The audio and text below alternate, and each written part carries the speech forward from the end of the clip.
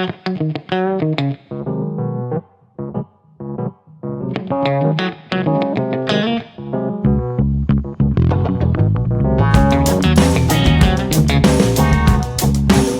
Back to गुल की उड़ान। कैसे हैं आप लोग? आई होप काफ़ी अच्छे होंगे। तो आज का मौसम है काफ़ी अच्छा और कल मैंने वीडियो नहीं डाला था। और जैसा कि आपको पता है, स्कूल से आने के बाद सबसे पहले इंसान खाने पे ही पड़ता है, फिर काम धाम करने के बाद लेकिन अपनी पढ़ाई भी ज़रूरी है सब चीज़ करते हुए। तो मैं आपको बता दूं कि कल जो है मैंने वीडियो नहीं डाला था और शायद मैं अब जो है डेली वीडियो ना डाल पाऊँ, इसलिए कि थोड़ा सा घर पे काम वगैरह ज़्यादा हो जा रहा है और वीडियो शूट करना और उसको एडिट करना, एडिट करके डालना थोड़ी मुश्किल हो जाएगी। तो मुझे लग रहा है, और मेरी पढ़ाई की टाइमिंग नहीं हो पा रही है, तो मुझे लग रहा है अब जो वीडियोस वगैरह हैं मैं वो 2 दिन 3 दिन पर ही अपलोड करूँगी आप लोगों के लिए। हालांकि मैंने कहा था 100 डेज़ का हम लोग चैलेंज लेकर चलेंगे। तो जब भी मैं वीडियोस डालूँगी आप लोगों को बताऊँगी कि मैं क्या पढ़ रही हूँ। जैसा आज मैं पढ़ रही हूँ चैप्टर नंबर 8। ऐसे तो देखा जाए तो वीडियो के हिसाब से आज है मेरा डे 8 और यहाँ पे मैं पढ़ रही हूँ चैप्टर नंबर 8 बॉडी मूवमेंट्स के बारे में।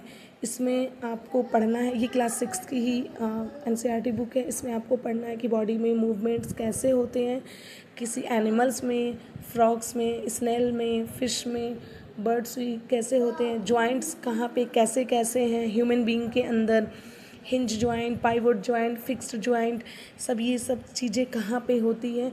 ये सारी चीज़ें बेसिक चीज़ें मैं पढ़ रही हूँ ताकि ये चीज़ें आपके दिमाग में रहें और इससे रिलेटेड क्वेश्चंस भी एग्ज़ाम में आते हैं। देखिए, हालांकि मैं मैथ्स और साइंस से हूँ, तो मेरा जो 60 मार्क्स का सीटेट में मैथ्स और साइंस आने वाला है और यूपी टेट में आई थिंक 80 मार्क्स, प्लीज़ मुझे करेक्ट कर दीजिएगा, अभी याद नहीं आ रहा है कि 80 मार्क्स का होगा या फिर 60 मार्क्स का होगा, अभी मुझे ध्यान में नहीं आ रहा है। खैर जो भी, लेकिन कहने का मतलब ये है कि आपका जो सब्जेक्ट है, सब्जेक्ट वाला कंटेंट का वेटेज ज़्यादा है तो उस पर ध्यान देना है। देखिए, किसी एक अगर कोई आपका एक सब्जेक्ट वीक है तो उसके पीछे आपको नहीं पड़े रहना है। आप बाकी जो सब्जेक्ट आपका अच्छा है उस पर थोड़ा सा फोकस कीजिए, बाकी अदर सब्जेक्ट पे भी आपको फोकस करने हैं। जैसे मेरा मैथ्स ठीक है तो मैं मैथ्स पे उतना भी फोकस नहीं कर रही हूँ। साइंस भी मेरी अच्छी है, ऐसी बात नहीं है कि साइंस मेरी अच्छी नहीं है। हालांकि सीटेट के एग्ज़ाम में साइंस में मेरे मार्क्स कम आए। कम आने का रीज़न ये है कि आप लोगों को मैंने कई बार बताया है कि मेरा पेपर ख़राब हो गया, टाइम मेरे पास नहीं बचा था। पैनिक होकर बस मैंने साइंस में, इंग्लिश में और हिंदी में मैंने तुक्का ही मारा था। तो जाहिर सी बात है, जब चीज़ों को आप पढ़ेंगे नहीं, समझेंगे नहीं, तो आप उसे कैसे करेंगे।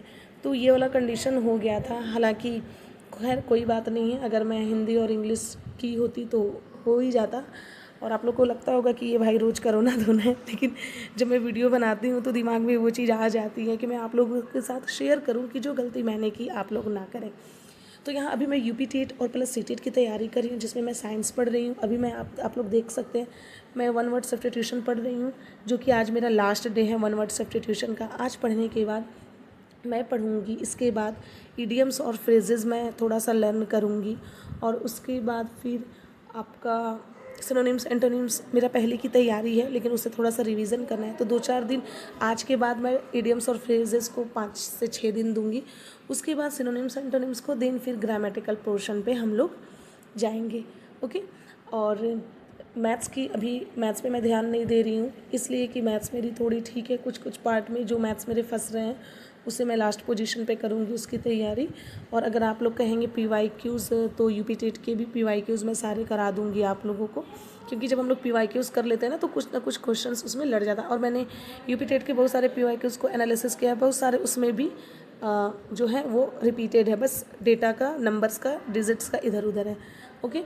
तो इंग्लिश में पढ़ रही हूँ। इंग्लिश पढ़ने के बाद मैंने सोचा है कि मैं एक लेक्चर साइंस का, यूपी टेट की साइंस की काजल मैम जो है वीडियोस डाल रही हैं, उनकी मैं वीडियोस भी देखूंगी। हालांकि आप सीटेट का साइंस पढ़े या यूपी टेट का साइंस पढ़े, दोनों का लगभग सिलेबस तो सेम ही है। अगर आप यूपी टेट की साइंस पढ़ते तो आपकी सीटेट की भी तैयारी होगी, और अगर आप सीटेट की तैयारी करें तो यूपी टेट की भी तैयारी होगी। अगर आप यूपी टेट का फॉर्म भरें तो आप यूपी टेट पे फोकस कीजिए। सीटेट का नोटिफिकेशन अभी आया नहीं है, लेकिन जल्द ही आ जाएगा, अगर जुलाई में एग्ज़ाम होना हुआ तो। और देखिए यहाँ पे मैं काजल धामी की मैम की वीडियोस निकाल कर मैं सोच रही हूँ कि एक लेक्चर में आज रात तक मैं पढ़ लूँ। वीडियोस में मैं दिखाती हूँ कि ये चीज़ें मुझे आज करनी है, क्योंकि 3-4 घंटा की चीज़ें मैं वीडियोस में आपको नहीं दिखा सकती। ये चीज़ें सिर्फ लाइव ही पॉसिबल होगी। आप लोग अपनी राय बताएं कि आप लोग क्या कर रहे हैं, सीटेट के बाद आप किस चीज़ की तैयारी कर रहे हैं। जिनका सीटेट क्लियर हो गया और जिनका क्लियर नहीं हुआ है, क्या जिनका सीटेट क्लियर नहीं हुआ है, क्या वो यूपी टेट का फॉर्म आप लोगों ने डाला है या नहीं, ये भी बताएं। और अगर नहीं डाला है तो क्या आप लोगों ने सीटेट की प्रिपरेशन स्टार्ट अभी से कर दिया है या नहीं। नोटिफिकेशन का इंतज़ार बिल्कुल भी ना करें, अभी से लग जाए, क्योंकि मैंने देखा है अगर एक बार सीटेट क्लियर नहीं होता है ना तो 3-3 4-4 साल क्लियर नहीं हो पाता है, उसी में लग जाता है। तो हमें क्लियर कर लेना है। अभी मेरी बीएड नहीं हुई है, उतने दिनों के अंदर मुझे सीटेट क्लियर करने हैं और वैकेंसी जब आए तो उसकी तैयारी करने हैं। तो पहले से हमें अपनी तैयारी रखनी है। खैर आज के लिए बस इतना ही। थैंक यू सो मच और टेलीग्राम चैनल ज्वाइन करना